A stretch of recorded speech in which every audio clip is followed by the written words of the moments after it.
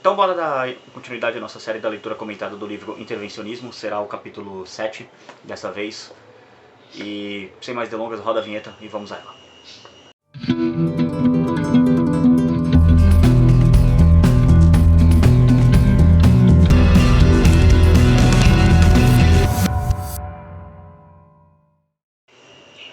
E aí pessoal, beleza?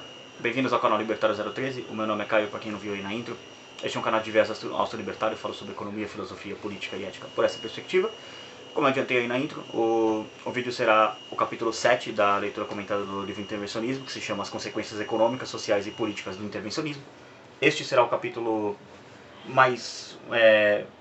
dos capítulos que faltam, ele será mais ou menos um pouco longo. O 8 é muito curtinho, é só poucas páginas, a conclusão basicamente. E aí depois eu vou fazer a leitura comentada também do pós-fácil do professor Fábio Barbieri. Então basicamente esses são os 3 últimos episódios da série. Se essa é a sua primeira vez aqui no canal, primeiro obrigado por chegar aqui ao canal, peço para que se inscreva. Mas eu não recomendo que você assista esse vídeo, pois como eu disse, trata-se do antepenúltimo vídeo da série. Então portanto é recomendável que você volte lá no começo, lá no capítulo 1 aqui, na introdução, né, basicamente que tem. Então eu vou deixar aqui na descrição para facilitar para você, aqui embaixo na descrição, a playlist com a leitura comentada. Então volta lá, vem acompanhando desde o começo. Se você quiser comprar o livro para ir lendo junto ou acompanhar de alguma outra forma, também tem na descrição os links para download através do site do Instituto Rothbard Brasil. Você pode baixar o livro de graça, ou você pode comprá-lo através do site da Amazon, que também está aqui na descrição. Então tem tudo isso aí também. Já que você já foi lá na descrição, dá uma olhada lá também no link das redes sociais do canal, muito importante, segue lá também. O YouTube não costuma entregar os vídeos, tá? Infelizmente é meio ruim para entregar os conteúdos. Então segue nas redes sociais, principalmente Discord e Instagram, que é onde é notificado quase que instantaneamente. O Discord instantaneamente, porque é um bot que faz isso, então eu nem preciso divulgar o link, então entra lá, segue lá no server lá. Também na descrição tem os links dos parceiros aqui do canal. Se você quiser aprender a falar inglês, recomendo a Make Easy English, do Nathan. É um libertário, é ANCAP dos nossos, então ANCAP faz negócio com ANCAP. Se você falar que veio pelo Libertário 03 através do link do WhatsApp que está aí na descrição, ele ainda te garante um desconto, você me ajuda, ele te ajuda, todo mundo se ajuda, todo mundo sai melhor. Isso é a beleza do capitalismo. Tá na descrição também, se você quiser contratar alguém para fazer thumbs ou gestão de Instagram, essas coisas para você. Tem a Ana também, que é quem cuida dessa parte para mim. Muito boa, muito competente, trabalha muito bem. Vocês podem ver aí o resultado do trabalho na parte visual. Então contratem ela também. E se você quiser comprar camisetas, canecas e casacos, agora casaco não é recomendável, porque tá um sol para cada um lá fora. Mas, enfim, se ainda assim você quiser comprar um casaco para aproveitar e já ter pro inverno, pode ir lá na loja da Liberdade, cupom Liberdade5 na descrição e no comentário fixado. Usa o cupom, você garante 5% de desconto, me ajuda empreendedores libertários e todo mundo sai em melhor situação para isso. Sem mais delongas, vamos lá, feita essa introdução aí, anunciando a galera. Vamos dar início às palavras do Mises, capítulo 7, que se chama As Consequências Econômicas, Sociais e Políticas do Intervencionismo. O Mises começa com o primeiro tópico, as consequências econômicas. Então vamos lá. O intervencionismo não é um sistema econômico, isto é, não é um método que habilite as pessoas a atingir os seus objetivos. É apenas um conjunto de procedimentos que perturba e, eventualmente, destrói a economia de mercado. Obstrui a produção e diminui a satisfação de necessidades. Não faz com que as pessoas fiquem mais ricas, faz com que fiquem mais pobres. Sem dúvida, medidas intervencionistas são vantajosas para certos indivíduos ou para grupos de indivíduos, mas à custa de todos os outros. Minorias podem conseguir privilégios que as beneficiam à custa de seus concidadãos. A maioria, a nação como um todo, só tem a perder com o intervencionismo. Vejamos o caso das tarifas. É muito fácil conceder privilégios a um grupo de produtores, digamos os proprietários de minas de cobre. Os consumidores serão prejudicados e que operam a mina serão beneficiados. Mas se a todos os tipos de trabalho for concedida uma idêntica proteção tarifária, todos perderão como consumidores o que estão ganhando como produtores. Pior ainda, todos sofrem porque a proteção desloca a produção do seu curso natural, mais vantajoso, diminuindo assim a produtividade do capital e da mão de obra e, portanto, aumentando os custos de produção. De novo, eu sempre coloco isso no tópico, mas isso aqui foi escrito na década de 40 do século passado, mas isso aqui de aumentar o custo de produção, diminuir a produtividade de mão de obra, zoar a alocação de capital, isso aqui não parece tão Brasil 2023? Com subsídio para tudo quanto é lado, proteção tarifária, enfim. É muito louco como você vê que 80 e poucos anos depois a gente está no mesmo lugar. É um saco. Mas vamos lá, vamos seguir aqui. Uma tarifa que proteja alguns poucos produtos pode atender ao interesse de certos grupos. Um sistema de tarifas abrangendo todos os produtos só pode resultar numa diminuição geral no nível de satisfação. Não obstante, essas medidas restritivas são comparativamente menos danosas. Reduzem a produtividade e empobrecem o povo, mas, ainda assim, permitem que o processo produtivo não seja interrompido. O mercado tem como se ajustar a medidas isoladas. A situação é diferente no caso de serem estabelecidas medidas com o propósito de tabelar preços, salários e juros por valores diferentes daqueles que teriam se o mercado não estivesse sendo obstruído. Se forem medidas com o objetivo de eliminar os lucros, a economia de mercado será paralisada. Não apenas desviaram a produção dos caminhos que conduzem a maior, melhor e mais eficiente satisfação dos desejos dos consumidores, além disso, causariam dispêndio de capital e mão de obra e criariam uma situação de permanente desemprego em massa. Podem até, no primeiro momento, dar origem a uma expansão artificial da economia, mas trazem na sua esteira uma inevitável depressão. A economia de mercado vira um caos. A opinião pública atribui todos esses males à economia de mercado. Para remediar os indesejáveis efeitos do intervencionismo, clamam por uma intervenção ainda maior. Culpam o capitalismo pelos efeitos das políticas anticapitalistas adotadas pelo governo. De novo, alguma coisa mudou nos últimos 80 anos? Eu sei, é meio redundante falar isso, mas o governo intervém, dá merda. As pessoas falam, isso é uma falha inerente do capitalismo.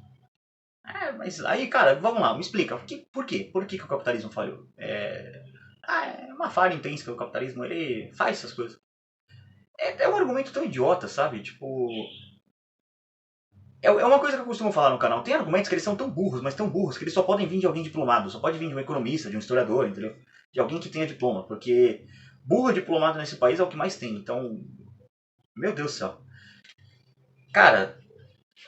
As pessoas simplesmente, assim, elas são propositalmente ignorantes em economia. Isso é um fato.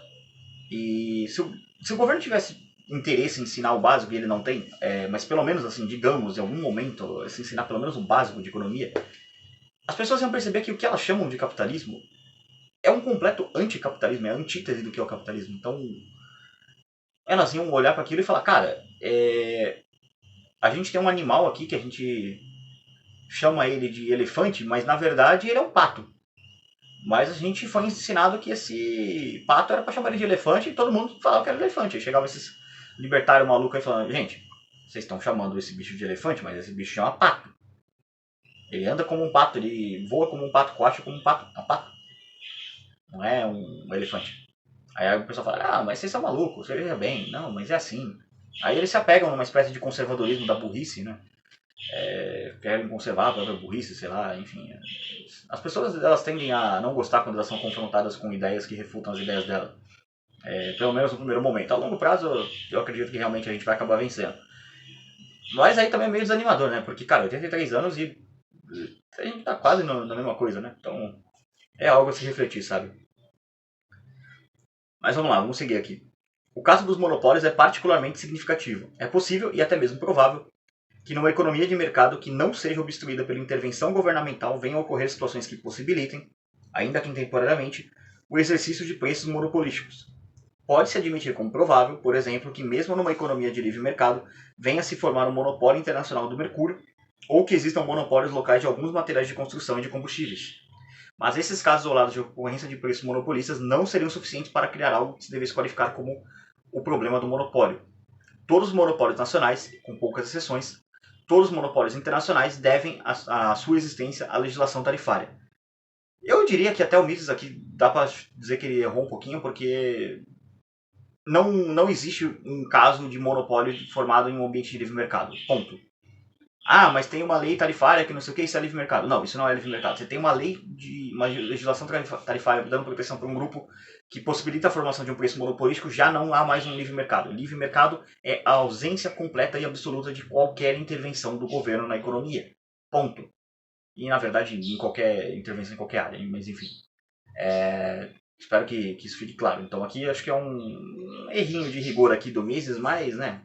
O Mises ele tinha uma definição de livre mercado um pouquinho diferente da do Rothbard, que ele vai adotar corretamente, né, que é a definição que a gente usa hoje. Mas é aquilo, o Mises é um homem do seu tempo, ele está escrevendo de acordo com as coisas do tempo dele. Depois veio o Rothbard e corrigiu os erros do Mises? Sim, veio o Rothbard e corrigiu os erros do Mises. Por isso que o Rothbard é o verdadeiro herdeiro do Mises. É um Hayek. Então, muito importante entender isso. Mas vamos lá, seguindo. Se os governos realmente quisessem acabar com os monopólios, bastaria usar os meios que têm à sua disposição. Bastaria eliminar todas as barreiras tarifárias. Exatamente, o Mises perfeito aqui, não tenho que falar um A dele. Se fizessem apenas isso, o problema do monopólio perderia sua importância. Na verdade, o governo não estão interessados em acabar com os monopólios. Ao contrário, são eles que criam as condições que permitam aos produtores exercer preços monopolistas. Perfeito, Mises sucinto exatamente foi no ponto. O governo cria monopólios. Se existe um problema do monopólio, ele é 100% culpa do governo. O monopólio em livre mercado não se sustenta, porque se você tem a liberdade de poder empreender naquele mercado, e você está vendo que tem um preço monopolístico e você consegue fazer melhor e por um preço menor, os consumidores vão comprar dessa empresa nova e vai quebrar o cartel, vai quebrar o monopólio. É sempre assim, toda vez que tem uma ocorrência de monopólio, é isso que acontece. Alguém de fora do cartel quebra o cartel. A não ser que tenham leis impedindo. Aí sim é um monopólio, entendeu? Mas em livre mercado o monopólio não se sustenta. Digamos, por exemplo, que as fábricas de determinado país, trabalhando em plena capacidade, produzam a quantidade de M de um bem. Cara, isso aqui é meio estranho. Mas enfim, é a letra que o Mises está usando. Quantidade de M de um bem que o consumo doméstico ao preço de mercado internacional P mais a tarifa D. Portanto, ao preço P mais D. O que quer dizer? Então, ao preço do mercado internacional, que é o P mais a tarifa D. Ou seja, tem que pagar isso e mais um cascalho ali pro político, mais um suborno pro político. Seja a quantidade N, sendo N maior do que a quantidade M. Nessas condições, a tarifa permite aos produtores nacionais obterem seus produtos a um preço acima do preço internacional. Por questão de simplicidade, não estamos considerando os custos de transporte, mas não haveria nenhuma dificuldade de incluí-los nesse raciocínio. Mesmo está simplificando o argumento aqui e já é um pouquinho complicado, eu já explico. A proteção tarifária é uma medida que funciona, ela atinge seu objetivo. É o caso, por exemplo, dos produtores de trigo nos países europeus mais industrializados. Se, entretanto, a quantidade M, que é a capacidade de produção, para quem não pegou, for maior do que o consumo doméstico a preços internacionais, a tarifa não representará vantagem para os produtores nacionais. Por isso, uma tarifa de importação sobre o trigo ou o aço nos Estados Unidos não conseguiria afetar os preços. Não poderia, por si só, fazer com que a produção doméstica de trigo e aço pudesse ser vendidas por preços mais elevados. Se os produtores nacionais, se os produtores nacionais quisessem obter vantagem da proteção tarifária, mesmo quando M é maior, ou seja, a capacidade de produção, é maior do que o consumo doméstico a preços internacionais, teriam de formar um cartel, ou um oligopólio, ou alguma forma de ação coordenada e, de comum acordo, reduzir a produção. Por quê? Porque está acima, então está dando problema. Eles querem que fique abaixo, empatado ou abaixo. Como está acima, está com problema. Então eles precisam fazer um cartel, entendeu? É por causa disso. Vamos lá. Teriam então condições, desde que a forma da curva da demanda assim o permitisse, de forçar o consumidor a pagar preços monopolísticos que são maiores do que os preços internacionais e menores do que os preços internacionais acrescidos da tarifa de importação. Lembra que tem a tarifa. Então você paga o preço do que é para vender para fora, mais o cascalho para o político, mais o faz-me-rir. Não se esqueça disso. Aquilo que no primeiro caso é conseguido imediatamente pela simples existência da proteção tarifária, no segundo caso precisa ser complementado pelo conluio monopolista que a proteção tarifária torna possível. Ou seja, a galera precisa todo mundo vender naquele mesmo preço. Porque se alguém vender abaixo, acontece o que eu falei, é uma quebra de cartel e a coisa colapsa. Espero que tenha ficado claro isso aí. Os cartéis internacionais, na sua maior parte, devem a sua existência ao fato de a totalidade do mercado mundial foi fracionada em diversas áreas econômicas sujeita à proteção tarifária ou outras medidas do mesmo tipo. A insensibilidade da postura dos governos em relação à questão do monopólio fica ainda mais evidente pelos seus esforços em criar monopólios mundiais, mesmo quando a formação de monopólio requer a adoção de medidas especiais que vão muito além da simples proteção tarifária. A história econômica da última década mostra que inúmeros governos tentaram, embora não o tenham conseguido, criar monopólios mundiais para açúcar, borracha, café, estanho e outras mercadorias. Na mesma medida em que o governo ajuda a atingir seus objetivos, o intervencionismo também provoca aumento de preço e escassez de bem. Não há como escapar dessas consequências, o mais provável é que surjam efeitos que o próprio governo considere menos desejáveis que a situação que pretendia modificar. Para evitar o caos que o intervencionismo conduz, só existem duas possibilidades: de volta ao mercado não obstruído ou a implantação do socialismo, que basicamente vai levar a mais caos ainda. Então, quer acabar com o caos? Só capitalismo. A economia de mercado não obstruída é um sistema que seja recomendável por ser do interesse Perdão, a economia de mercado não obstruída não é um sistema que seja recomendável por ser do interesse dos empresários e dos capitalistas. O que justifica a economia de mercado não são os interesses de alguns grupos, mas sim a preocupação de proporcionar o maior bem-estar para o maior número. Não é verdade que os que apoiam o regime de economia de mercado livre sejam defensores de interesses egoístas dos ricos. Os interesses específicos dos empresários e dos capitalistas os levam a solicitar a intervenção para que não tenham que competir com produtores mais eficientes e mais ativos. Isso aqui é uma coisa muito importante. É o que eu chamo do rico desonesto. É o cara que ele é rico, ele enriqueceu no livre mercado e o cara vira o defensor de monopólio, de um conluio ali para poder manter o preço dele, entendeu? O Olavo chama isso de meta-capitalista, que é os capitalistas que enriqueceram no livre mercado e querem agora socialismo. Então, é um outro termo também. Eu prefiro chamar de simplesmente rico desonesto, que é o cara que, eu fiquei rico no livre mercado, agora, por favor, papai Estado, proteja que o livre mercado me deixe pobre porque eu fiquei uma merda para produzir. Basicamente isso. Vamos lá. Os interesses específicos dos empresários e dos capitalistas os levam a solicitar intervenção para que não tenham que competir com produtores mais eficientes e mais ativos. A economia de mercado é recomendável não porque seja do interesse dos ricos, mas por ser mais conveniente para o povo em geral. Ou seja, na prática, o que o Mises está querendo colocar aqui? Que rico mesmo não quer capitalismo, ele quer socialismo para ele e fica tudo de boa. Agora, as pessoas mais pobres realmente elas precisam de capitalismo porque elas conseguem enriquecer. Mas vamos seguir aqui. Tópico 2 agora, governo parlamentar e intervencionismo. Governo pelo povo baseia-se na ideia de que todos os cidadãos têm interesses em comum. Os autores das constituições modernas tinham consciência de que, no curto prazo, os interesses particulares de algum grupo poderiam conflitar com os da imensa maioria. Mas tinham plena confiança na inteligência dos seus concidadãos. Tinham certeza de que todos seriam suficientemente sensatos para perceber que os interesses específicos de um grupo deviam subordinar o interesse ao bem-estar da maioria. Estavam convencidos de que nenhum grupo pretenderia que os privilégios pudessem ser mantidos a longo prazo. Um privilégio só tem valor se beneficiar apenas uma minoria. Se for estendido a todos, perde o valor. Um privilégio que seja concedido a todos os cidadãos deixa de ser um privilégio. Nenhum ganha e todos são prejudicados. Governo pelo povo, portanto, só pode existir onde prevalecer a economia de mercado, porque numa economia de mercado só o interesse dos cidadãos, enquanto consumidores, é levado em consideração. A nenhum produtor pode ser concedido um privilégio para que o consumidor não seja prejudicado. Ninguém sai penalizado quando a satisfação dos consumidores é o principal parâmetro a ser considerado nas decisões econômicas. O que os produtores deixam de ganhar como produtores, por não terem privilégios, ganham como consumidores. Qualquer avanço tecnológico, no primeiro momento, contraria os interesses já estabelecidos dos empresários, capitalistas, proprietários e trabalhadores. Mas se, para evitar tais contrariedades, forem adotadas medidas que impeçam o desenvolvimento de novas técnicas, em longo prazo, todos sairiam prejudicados, incluídos aqueles a quem supostamente se queria beneficiar.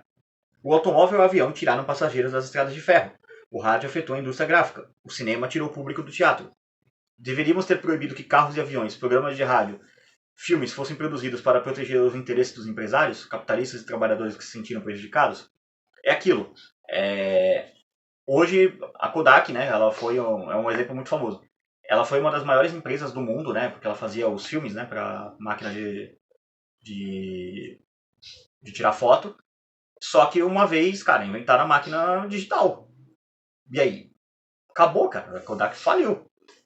Então a gente deveria fazer o quê? Não, vamos proibir, então, vamos proibir as máquinas digitais, destruir todas as máquinas digitais. Vamos voltar para a era da máquina dos filmes para que a Kodak volte ao seu tempo de glória. Não.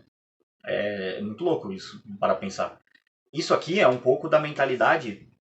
Era um movimento ali que tinha na.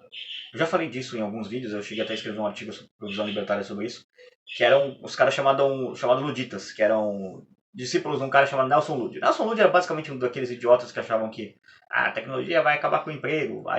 Só que ele era mais retardado do que a média, né? Porque alguns idiotas desses só ficam falando bosta. Ele fazia bosta também. Ele foi lá e saiu quebrando as máquinas de tear, porque ele falava que as pessoas iam ficar pobres, que não sei o quê. Aquela coisa, né? Aquele discurso anti-tecnologia.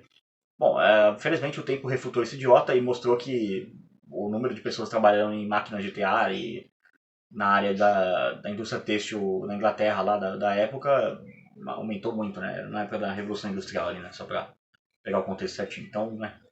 o Nelson Lud era só um idiota mesmo e infelizmente o tempo refutou ele.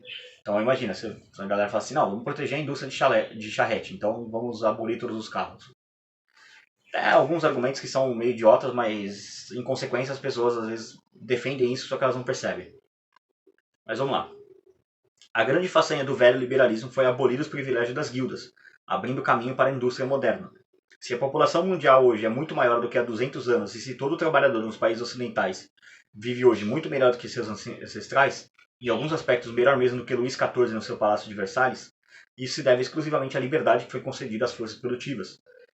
De novo, isso aqui é a década de 40. O Mises já coloca que hoje muita gente vive melhor do que o rei da França da época. Cara, isso é 80 anos depois, embora ideologicamente, em termos de ideias, muita coisa continua a mesma bosta, em termos tecnológicos hoje é muito melhor. Olha um exemplo aqui, eu tô na minha casa gravando um vídeo que vai para uma plataforma de vídeos, no caso o YouTube, e você da sua casa vai poder assistir esse vídeo sem nunca ter me conhecido pessoalmente. Cara, você tenta contar isso pra alguém, sei lá, do século XVI, XVII, que isso algum dia ia poder ser possível, a pessoa isso seria inimaginável pra alguém naquela época. Talvez assim, algum grande gênio, tipo, sei lá, um Leonardo da Vinci da vida, que antecipou o avião em vários séculos, mas enfim. Mas uma pessoa normal, assim, tipo, uma pessoa comum. Você aborda uma pessoa na rua no século XVII. A pessoa não ia conseguir conceber a internet, plataforma de vídeo, essas coisas, entendeu? Então, nesse aspecto, a coisa tá bem melhor, né? Então, hoje a gente vive muito melhor, come muito melhor, né? Um monte de coisa. Eu tô, por exemplo, aqui no meu quarto, tá um calor da porra, ar-condicionado ligado, então, né? Não tô passando calor. Se eu fosse o rei da França na época, eu ia ter que ter alguém me abanando lá para não passar calor. Mas, enfim, vamos lá. A ideia subjacente no sistema de governo representativo é que os membros do parlamento devem representar a nação como um todo e não um condado específico ou os interesses particulares de seus eleitores. Os partidos políticos podem ter uma opinião diferente sobre quais políticas seriam mais adequadas ao país em determinado momento, mas não deveriam representar os interesses exclusivos de certos distritos ou de certos grupos de pressão. Mas é isso que acontece. Enfim, aqui é só o Mises sendo utópico. Os parlamentares das nações de hoje em dia, com a disseminação do intervencionismo, se afastaram muito desse velho ideal. Hoje, então, sinceramente, eles não têm nada desse velho ideal. Seus membros representam os interesses dos produtores de prata, algodão, aço, dos agricultores e dos trabalhadores. O legislador já não acha que seu dever seja de representar a nação como um todo. Porque aqui no Brasil também, você tem a bancada da bala, tem a bancada da Bíblia, tem a bancada do agro, enfim. Cada uma representando seus interesses. Né? A democracia parlamentar que Adolf Hitler destruiu na Alemanha e na França já não funcionava por estar inteiramente infestada com o espírito intervencionista. Um sem número de pequenos partidos cuidava exclusivamente de, virando a página aqui, interesses locais ou profissionais. Qualquer projeto de lei ou qualquer proposta do executivo era avaliada por um único aspecto. Que vantagens podem trazer para os meus eleitores e para os grupos de pressão de que dependo?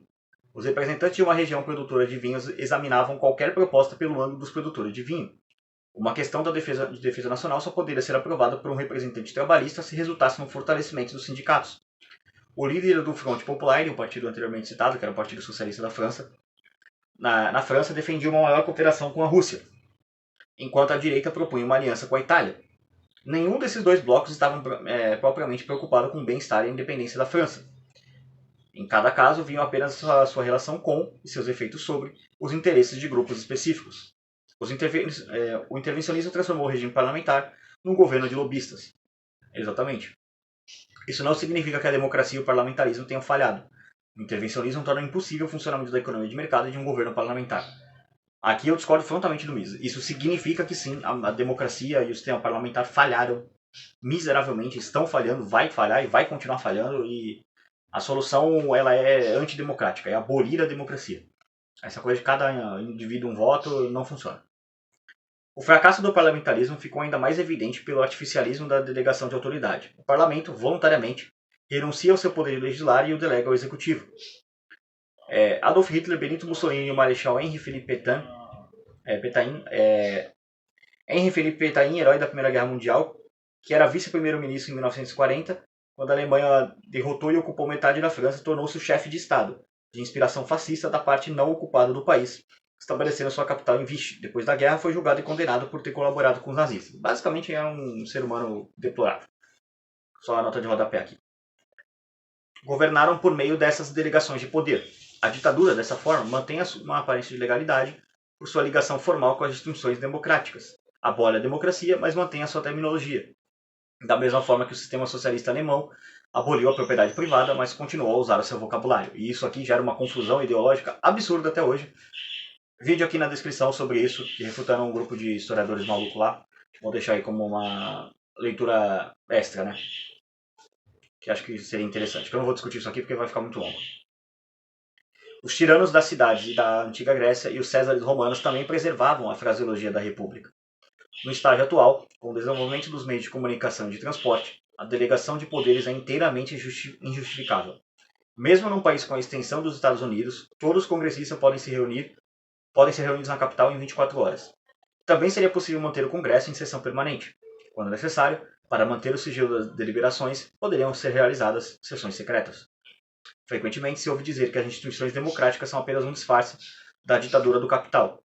Os marxistas usam esse slogan há muito tempo.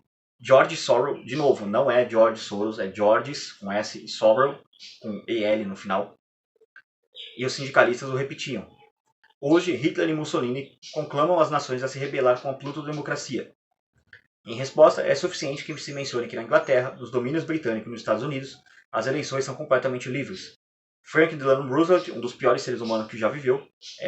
Um dia eu vou fazer um vídeo... Na verdade, esse vídeo vai sair no fim de 2024, spoiler, sobre a crise de 29. Aí você vê ele porque é um dos piores seres humanos que já viveu. Foi eleito presidente pela maioria dos eleitores. Nenhum cidadão norte-americano foi forçado a votar nele. Ninguém foi impedido de se manifestar contra a reeleição de Roosevelt. Os cidadãos dos Estados Unidos tiveram liberdade para escolher e escolheram. Bom, tópico 3 agora. A liberdade e o sistema econômico. O principal argumento contra a proposta de instituir um regime socialista é que no regime socialista não há espaço para a liberdade individual. Socialismo, argumenta-se, é o mesmo que escravidão. E argumenta-se de maneira correta. Não há como negar a veracidade desse argumento. Onde o governo controla todos os meios de produção, onde o governo é o único empregador e tem o direito de decidir que treinamento as pessoas deverão receber, onde e como deverão trabalhar, o indivíduo não é livre. Tem o dever de obedecer e não tem direitos. Os defensores do socialismo nunca conseguiram apresentar uma verdadeira refutação a esse argumento. 80 anos depois e... Não, isso nunca aconteceu.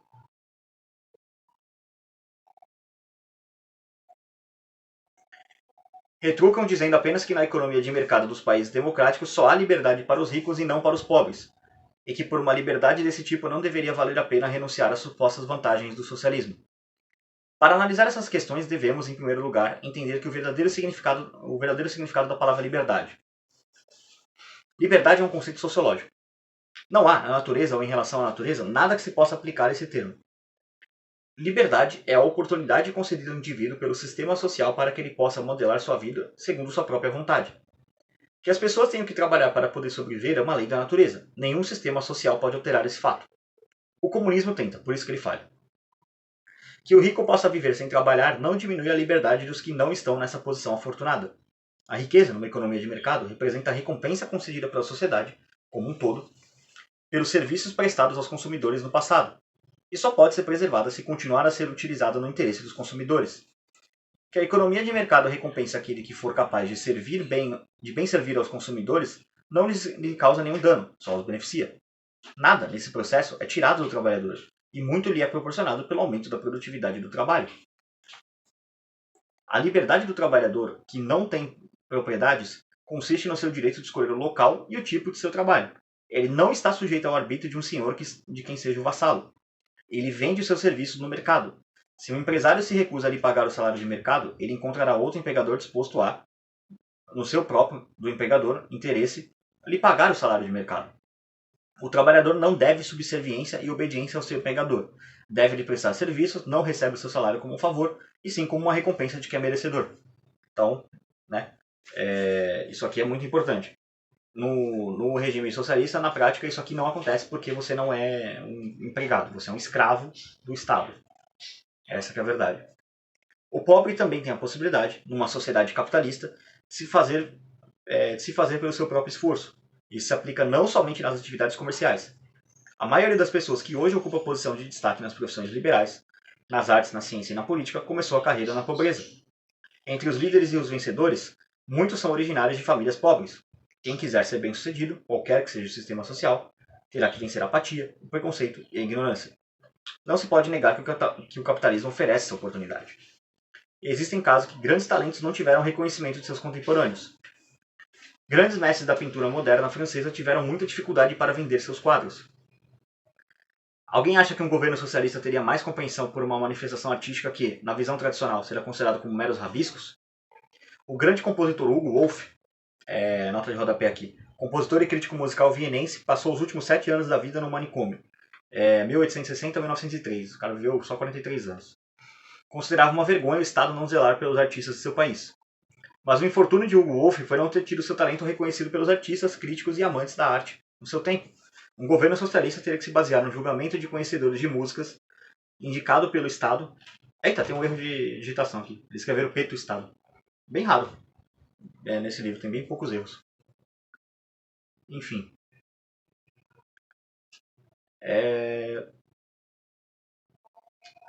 Me perdi aqui. Ah, tá. Me achei. Indicado pelo Estado, e este certamente não daria um maior reconhecimento a uma pessoa tão desequilibrada, irritadiça e antissocial. Quando Sigmund Freud, 1856-1939, apresentou suas teorias, os doutores e os psicólogos, ou seja, nas autoridades em cujo conhecimento o governo teria que se basear, acharam-nas ridículas e o taxaram de maluco. E aí, nota 4, Vienense, criador da psicanálise, né? Enfim. Numa sociedade capitalista, o gênio pelo menos tem a possibilidade de continuar com seu trabalho. Os grandes pintores franceses tiveram liberdade para pintar. Hugo Wolf pôde musicar os poemas de Eduard Moerick, alemão, ministro protestante e poeta. Nota 5. Sigmund Freud teve liberdade para continuar os seus estudos. Não teriam tido condições de produzir se o governo, segundo a opinião unânime dos especialistas, os tivesse designado para um trabalho que lhes impedisse de realizar o seu destino. Infelizmente, com certa frequência, as universidades, por razões políticas, deixam de indicar para o professorado pessoas de inegável saber no seu campo de conhecimento, ou quando são indicados, não os contratam. Mas devemos acreditar que a universidade estatal de um país socialista contrataria pessoas cujos ensinamentos desagradam ao governo? A resposta óbvia para isso é não, né? No regime socialista, a atividade editorial também é uma função estatal. O Estado publicaria livros e textos que o contrariassem? Você acha que esse livro aqui, ele sairia numa ditadura socialista? É só você ver a Zoe Martinez relatando que tem uma lista de livros que são banidos em Cuba. Ela fala muito sobre isso. Cara, todas as obras do Mises são banidas em Cuba. Então, se você for pego com esse livro em Cuba, uma versão de intervencionismo em espanhol lá, pra ler, você é considerado subserviente lá, sei lá, insurgente, não sei qual que seria o termo, e preso e talvez até morto. Pelo crime de ler Mises. Mas vamos lá. Permitiria a montagem de peças teatrais que considerasse não apropriadas? Permitiria a contagem de piadas que o governo considera não apropriadas? Eu sei, essa pergunta não está no livro, mas reflitam. Qual governo que está calando piadas? Será que a gente está num governo ditatorial? Será que esse governo é do que as pessoas entendem como democrático? Uma reflexão aí para vocês.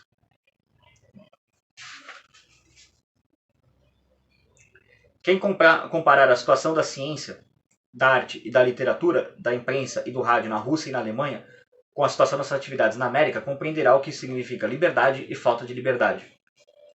Há muita coisa a ser corrigida e melhorada na América, mas ninguém poderá negar que os americanos são mais livres do que os russos e os alemães. De novo, quando esse livro estava escrito, o bigodismo e o comunismo estavam rolando na Alemanha e na Rússia, respectivamente.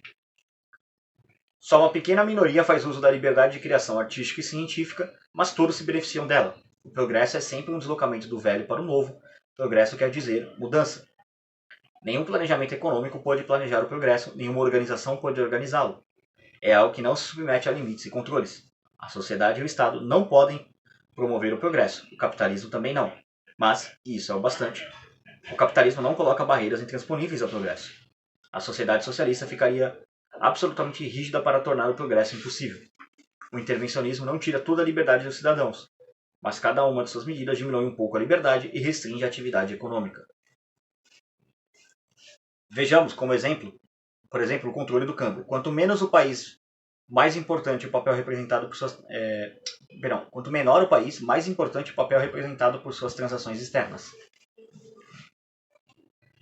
Se a aquisição de livros e publicações estrangeiras, as viagens ao exterior ou cursar uma universidade fora do país ficam condicionados a que o governo autorize a venda de moeda estrangeira, toda a vida intelectual do país fica subordinada ao governo. Nesse particular, o controle de câmbio não é diferente do sistema despótico adotado pelo príncipe Clemens W.N.L. von Metternich, 1733-1859. Nota 6. Nobre político austríaco, recorreu à censura, à espionagem e à repressão para controlar uma boa parte da Europa. A única diferença é que Metternich fazia abertamente e o controle de câmbio faz disfarçadamente. Tópico 4 aqui, a grande ilusão. É inegável que, nos dias de hoje, ditadura, intervencionismo e socialismo são extremamente populares. E, de novo, 80 anos depois, e infelizmente isso ainda é verdade. Nenhum argumento lógico consegue enfraquecer essa popularidade. O fanatismo impede que os ensinamentos da teoria econômica sejam escutados. A teimosia impossibilita qualquer mudança de opinião e a experiência não serve de base a nada. Cara, isso aqui é um bagulho que faz você refletir. Principalmente essa última parte aqui, a experiência não serve de base para nada. De novo, a gente tá... Sempre vou bater nessa tecla, 83 anos depois da época desse livro, mais ou menos, né? Então a gente tem uma questão que é assim... Mudou alguma coisa? A galera continua apoiando essas medidas? De novo, a experiência não serve de base para nada. Você chega para um comunista, você fala para ele, cara, o que você defende já foi tentado, deu errado, milhões de pessoas morreram. Ah, isso é mentira. Ninguém nunca morreu. A experiência não serve para nada. É incrível como algumas coisas não mudam e os problemas do passado continuam sendo os problemas do presente. Espero que eles não sejam também os problemas do futuro. Mas essa parte dessa frase aqui do Mises faz a gente refletir bastante, né? Para compreender as raízes dessa rigidez, devemos lembrar que as pessoas sofrem porque as coisas nem sempre se passam da maneira que elas gostariam. O homem nasce como um ser egoísta, não sociável, e só com a vida aprende que sua vontade não é a única nesse mundo e que existem outras pessoas que também têm suas vontades. A vida e a experiência irão ensinar-lhe que, para realizar os seus planos, terá que encontrar o seu lugar na sociedade, terá que aceitar as vontades e os desejos de outras pessoas como um fato, e que terá que se ajustar a esses fatos se quiser chegar a algum lugar. A sociedade não é o que o indivíduo gostaria que fosse. Qualquer indivíduo tem sobre seus conterrâneos uma opinião menos favorável do que a que tem sobre si mesmo. Julga-se com o direito a ter um lugar na sociedade melhor do que efetivamente tem. A cada dia o presunçoso, e quem está inteiramente livre da presunção, tem novos despontamentos. Cada dia ele ensina que existem outras vontades além da sua. O neurótico tenta se proteger desses desapontamentos, sonhando acordado. Desapontamentos, perdão. Sonha com um mundo no qual a sua vontade seja decisiva. Só o que tiver a sua aprovação pode acontecer. Só ele pode dar ordens, os outros obedecem. Na sua fantasia, é um ditador. Na sua secreta fantasia, pensa ser um ditador como César, sem a 44 a.C., Gengis Khan, ou Napoleão Bonaparte, outro ditador também. Na vida real, quando fala-se com seus conterrâneos, tem que ser mais modesto. Contenta-se em apoiar a ditadura de alguma outra pessoa. Mas na sua imaginação, o ditador está ali para cumprir a sua, do neurótico, vontade. Cara, isso aqui é muito descrever um comunista. É muito louco. Um homem que, não tendo percebido seus limites, proclamasse que ele deveria ser o ditador seria considerado insano pelos seus conterrâneos. Os psiquiatras o qualificariam como megalomaníaco. Isso aqui seria quase tudo político, tá? Isso aqui é uma parte aqui o Mises está descrevendo um comunista, a outra parte ele está descrevendo um político. Quem apoia uma ditadura o faz por achar que o ditador está fazendo o que, em sua opinião, precisa ser feito. Quem é favorável a ditaduras tem sempre em mente a necessidade de dominar todas as vontades, inclusive a sua própria. Examinaremos, por exemplo, o slogan Economia Planejada, que particularmente nos dias de hoje é um pseudônimo de socialismo. Qualquer coisa que as pessoas façam tem que ser primeiramente concebida e nesse sentido planejada. Mas aqueles que, como Karl Marx, rejeitam a produção anárquica e pretendem substituí-la pelo planejamento, não consideram a vontade e os planos de outras pessoas. Só uma vontade deve prevalecer, só um plano deve ser implementado, qual seja aquele que tem a aprovação do neurótico, o plano que ele considera correto, o único plano. Qualquer resistência deve ser subjugada Nada que impeça o pobre neurótico de tentar ordenar o mundo segundo seus planos deve ser permitido. Todos os meios que façam prevalecer a suprema sabedoria do sonhador devem ser usados. Essa é a mentalidade das pessoas que, numa exposição das pinturas de Edouard Manet, pintor e impressionista francês, tá? Aqui uma nota de rodapé. Em Paris, exclamavam: a polícia não devia permitir isso. Essa é a mentalidade das pessoas que constantemente clamam. Devia haver uma lei contra isso. 83 anos e olha a gente de novo. Você consegue ver gente com essa mentalidade ainda. E, quer eles o admitam ou não, essa é a mentalidade de todos os intervencionistas, socialistas e defensores das ditaduras. A única coisa que eles odeiam mais do que o capitalismo é o intervencionismo, socialismo ou ditadura que não corresponda à sua vontade.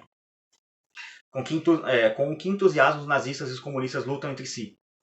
Com que determinação os partidários de Leon Trotsky, 1840, comunista russo que se opôs a Stalin, foi exilado. Foi assassinado no México em agosto de 1940. Combatem os de Joseph Stalin ou os seguidores de Gregor Strasser, os de Adolf Hitler. Partidário de Hitler que depois discordou dele e foi assassinado. Ele morreu em 1934. E nota 5, a razão do sucesso do tiozinho do bigode, ou seja, o tiozinho lá da Alemanha. Adolf Hitler, Joseph Stalin e Benito Mussolini constantemente proclamam que foram escolhidos pelo destino para salvar esse mundo. Alegam ser os líderes de uma juventude criativa que luta contra pessoas mais velhas e ultrapassadas. Trazem do leste a nova cultura que irá substituir a civilização ocidental. Querem dar o golpe de misericórdia no liberalismo e no capitalismo. Querem que o altruísmo supere o egoísmo imoral. Pretendem substituir a democracia anárquica pela ordem e pela organização, a sociedade de classes pelo Estado totalitário, a economia de mercado pelo socialismo. Sua guerra não é uma guerra de expansão territorial, como as guerras imperialistas que visavam a hegemonia e a piragem. É uma guerra santa, uma cruzada por um mundo melhor. Estão certos da vitória porque estão convencidos que representam a onda do futuro. É uma lei da natureza, dizem eles, que as grandes mudanças históricas não possam ocorrer pacificamente e sem conflito. Só uma mentalidade inferior e simplória, continuam, deixaria de reconhecer a qualidade criativa de seus governos em virtude de algum dissabor que necessariamente advirá da grande revolução mundial. Sustentam que não se deve permitir que uma inadequada piedade pelos judeus e pelos maçons, pelos poloneses e tchecos, finlandeses e gregos, pela decadente aristocracia inglesa e pela corrupta burguesia francesa possa ofuscar a glória do novo evangelho. Essa fraqueza e essa falta de visão para com os novos padrões de moralidade revelam apenas a decadência da pseudocultura capitalista. As lamúrias e o choro de velhos impotentes, dizem ainda eles, são inúteis. Não conseguirão deter o avanço vitorioso da juventude. Ninguém pode parar a roda da história ou fazer voltar atrás o relógio do tempo. O sucesso dessa propaganda é inquestionável. As pessoas não levam em consideração o conteúdo do suposto novo evangelho. O fato de ser novo é o bastante para ser aprovado. Assim como as mulheres recebem com agrado uma nova moda só para usar roupas diferentes, também a nova moda na política e na economia é recebida com satisfação. As pessoas, para não parecerem antiquadas e irracionárias, se apressam em trocar suas velhas ideias por outras mais novas. Usa velhas e novas com entre parênteses aqui. Juntam-se ao coro dos que censuram os defeitos do capitalismo e elogiam com indisfarçável entusiasmo as realizações dos autocratas. Nada, hoje em dia, está mais na moda do que maldizer a civilização ocidental. 83 anos depois, mudou? É muito louco, cara, isso aqui, é muito louco. Quando o Mises fala umas coisas aqui que você fala, cara, tá igual. É muito louco. Mas enfim, essa mentalidade facilitou as vitórias de Hitler. Os tchecos e os dinamarqueses capitularam sem lutar. Os noruegueses cederam grande parte de seu território ao exército alemão. Os holandeses e os belgas se entregaram com apenas uma pequena resistência. Os franceses tiveram a insolência de celebrar a ocupação de seu país como se fosse um despertar nacional. Hitler levou 5 anos para efetivar a anexação a Anschluss da Áustria. 2 anos e meio depois era o senhor do continente europeu. Hitler não dispõe de uma arma secreta especial. Não deve sua vitória a um excelente serviço de espionagem que lhe informa os planos de seus oponentes. Mesmo a tão falada quinta coluna não foi assim tão decisiva. Venceu porque os seus supostos adversários já simpatizaram com as ideias que ele defendia. Só aqueles que, incondicional ou irrestritamente, consideram a economia de mercado como a única forma viável de cooperação social são oponentes dos sistemas totalitários e são capazes de enfrentá-los com êxito. Os que são favoráveis ao socialismo querem implantar em seu país o regime vigente na Rússia e na Alemanha. O intervencionismo é um caminho que inevitavelmente conduz ao socialismo. Não se pode ser bem-sucedido numa batalha ideológica fazendo constantes concessões aos princípios do inimigo. Aqueles que contestam o capitalismo porque supostamente seria contrário aos interesses das massas, aqueles que proclamam como um fato inexorável a substituição da economia de mercado por um sistema melhor e que, portanto, o governo deveria, desde já, ter o completo controle da atividade econômica, estão na realidade defendendo o totalitarismo. Os progressistas, que se disfarçam como liberais, podem arengar contra o fascismo. São, entretanto, suas políticas que abrem caminho para o hitlerismo. Brilhante essa análise do Mises aqui. Mas ele segue aqui. Nada poderia ter sido mais útil ao movimento nacional socialista, tá? É como eles se chamavam, por isso que chama nazi, do que a denúncia dos progressistas qualificando o nazismo como um partido a serviço dos interesses do capital. Os trabalhadores alemães já conheciam muito bem essa tática, para que fossem enganados por ela novamente. Na verdade, desde os anos 1870, os sociais-democratas, que eram ostensivamente pró-trabalhador, combatem vigorosamente todas as medidas em favor da classe trabalhadora, classificando-as como burguesas e prejudiciais aos interesses dos trabalhadores. Os sociais-democratas, consistentemente, votaram contra a estatização das estradas de ferro, a municipalização dos serviços públicos, a legislação trabalhista, o seguro compulsório para acidentes, doenças e velhice, o sistema de previdência social alemão, que viria a ser adotado depois em quase todo o mundo. Depois da Primeira Guerra Mundial, os comunistas estigmatizaram o partido e os sindicatos social-democratas como traidores da classe trabalhadora. A percepção que todo partido que os cortejava qualificava os demais partidos como vassalos do capitalismo fez com que a adesão e a lealdade dos trabalhadores alemães ao nazismo não fossem abaladas por esse palavreado. Então, o Hitler teve apoio sim, por isso que ele foi eleito, ele ganhou uma eleição. Então é importante entender isso aqui. O Mises, dando um contexto histórico da época, é muito bom. A não ser que queiramos nos abstrair inteiramente da realidade, temos que reconhecer que os trabalhadores alemães são os mais ardorosos defensores do regime de Hitler. O nazismo conquistou sua simpatia ao eliminar o desemprego e reduzir os empresários a uma condição de meros agentes, de meros gerentes, que é o tal do Betriebsführer. Eu falo sobre isso no meu vídeo, que eu vou deixar aqui na descrição do refutando a galera lá do Política através da História. Leiam lá também. Acompanhem lá também. As grandes empresas, os lojistas e os agricultores ficaram desapontados. Mas os trabalhadores estão satisfeitos e apoiarão Hitler, a não ser que a guerra siga um curso que destrua suas esperanças de uma vida melhor depois que a guerra terminar. Só a derrota militar poderá privar Hitler do apoio dos trabalhadores alemães. O fato de que os capitalistas e empresários, diante da alternativa entre comunismo ou nazismo, tenham preferido o segundo, não necessita de maiores explicações. Eles preferiram viver como gerentes sob Hitler a ser liquidados como burgueses por Stalin. Os capitalistas, como qualquer outra pessoa, não gostam de ser mortos. A crença de que os trabalhadores alemães se opunham a Hitler teve efeitos bastante perniciosos, como se pôde constatar pelas táticas empregadas pelos ingleses durante o primeiro ano da guerra. O governo de Neville Chamberlain, 1879-1940, Neville Chamberlain foi o primeiro-ministro britânico de 1937 até maio de 1940. Presumo que ele tenha morrido por isso do cargo.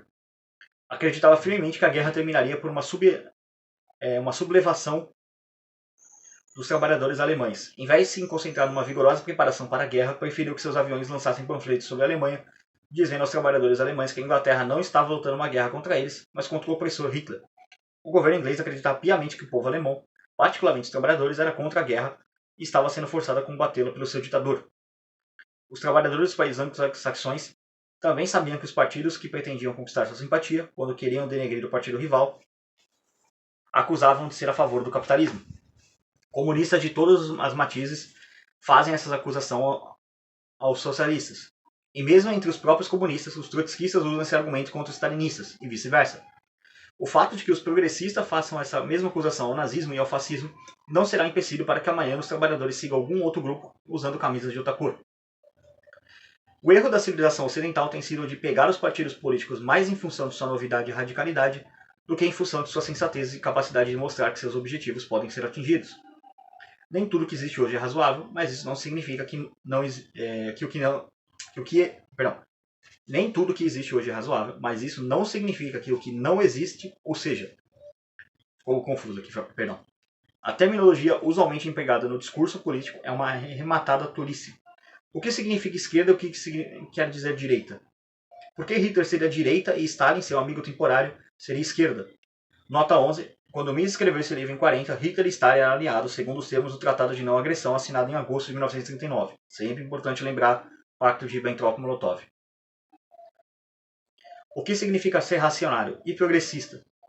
Não se devem condenar objeções a políticas insensatas, assim como não se devem enaltecer medidas que estabelecem o caos. Nada deveria ser aprovado só por ser novo, radical ou por estar na moda. A ortodoxia não é o mal, se a doutrina defendida pelos ortodoxos é correta e consistente. Quem é contra os trabalhadores, os que querem reduzi-los ao nível existente na Rússia ou os que querem levá-los aos padrões norte-americanos? Quem são os nacionalistas? Os que querem submeter sua nação aos nazistas ou os que querem preservar sua independência? O que teria acontecido com a civilização ocidental se seus povos tivessem sempre revelado essa preferência pelo novo? Suponhamos que eles tivessem acolhido como a onda do futuro Átila e seus hunos, Maomé e seu credo ou os tártaros. Todos eles também eram totalitários, uma bagagem de sucessos militares capaz de fazer com que fracos rapidamente se dispusessem a capitular. A humanidade precisa, antes de mais nada, se libertar da submissão e slogans absurdos e voltar a confiar na sensatez da razão. Essa conclusão do Mises aqui é arrebatadora, é absurda, assim. Você olha para isso e fala, cara, você consegue olhar para isso, escrito em 1940, de novo, 83 anos atrás, e falar, cara, essa conclusão não se aplica para os anos de hoje? Essa conclusão está errada. Isso aqui é um erro, isso aqui é um erro filosófico. É muito louco como os escritos do Mises são atemporais, sabe? Como você olha para o que ele escreve e fala, por que isso aqui ainda é válido hoje? Por que isso ainda é relevante hoje? É um livro de 83 anos, gente. É muito louco, sabe? Tu para pra pensar nisso e fala, caraca, uma coisa de 1940, a gente está enfrentando os mesmos problemas. Parece que a gente anda num ciclo, sabe? Tipo, de burrice, de discussão ideológica que nunca avança. Eu acredito que talvez, eventualmente, algum dia a gente acabe vencendo, mas provavelmente não vai ser na minha geração, talvez na geração dos meus filhos, dos meus netos, talvez dos bisnetos, vai. Ser um pouquinho mais realista. Mas é isso aí, esse capítulo é um pouco longo, é o último capítulo longo, encerrando aqui, porque já está dando quase 1 hora de gravação. Agradeço a todo mundo que está assistindo a série, se você chegou até o final, deixa uma curtida aí no vídeo, ou deixa algum comentário falando, pô, cheguei até o final. Só para eu saber quem assistiu aí até o final, um vídeo longo, mas necessário. Próximo capítulo será o capítulo 8, ele é bem curto, ele tem cerca de 3 páginas, 1, 2, 3, 4, 5 páginas, vai ser bem curtinho e vai sair amanhã. No caso, esse vídeo está saindo no sábado, a outra parte vai sair no domingo. Agradeço a todo mundo que assistiu, por esse vídeo é isso, tchau, tchau.